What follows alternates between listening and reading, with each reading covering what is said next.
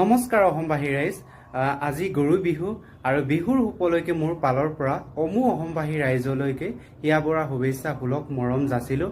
চ' আজিৰ দিনটোত সকলোৱে এনজয় কৰক, চ' ভালদৰে এনজয় কৰক, তাকে ভগৱানৰ ওচৰত কৃতজ্ঞ জনাইছোঁ। আৰু এইবাৰ অসমৰ সাংস্কৃতিক জগতখনৰ ৰজা সকলোৱে গম পায় জুবিন দা। চ' জুবিন দা বিহীন উৎসৱ হ'বলৈ গৈ আছে এই বছৰত। চ' সকলোৰে মনত দুখ বেদনা আছে। জুবিন দা বিহীন হ'লেও সকলোৱে আমাৰ সাংস্কৃতিক জগতখনক আমি ধৰি ৰাখিব লাগিব। চ' জুবিন দাই যেনেকৈ ভাবিছিল, জুবিন দাৰ ভাৱনাবোৰ বহুত ওপৰত আছিলে। আমাৰ অসমীয়া জাতিটোক বা অসমীয়া জাতিটোৰ সাংস্কৃতিক জগতখনক বিশ্ব দৰবাৰত প্ৰতিষ্ঠা কৰিবলৈ যি সক্ষম কৰিছিল।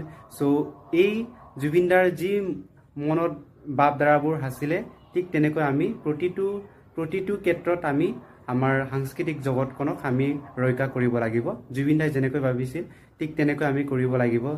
আৰু জুবিন দাৰ ন্যায় অতি সোনকালে পাওক। আৰু জুবিন দাৰ কাৰণে প্ৰতিজন অসমীয়াই জুবিন দাৰ কাৰণে মাত মাতক, তেতিয়াহে জুবিন দাই ন্যায় পাব, নহ'লে ন্যায় নাপাব।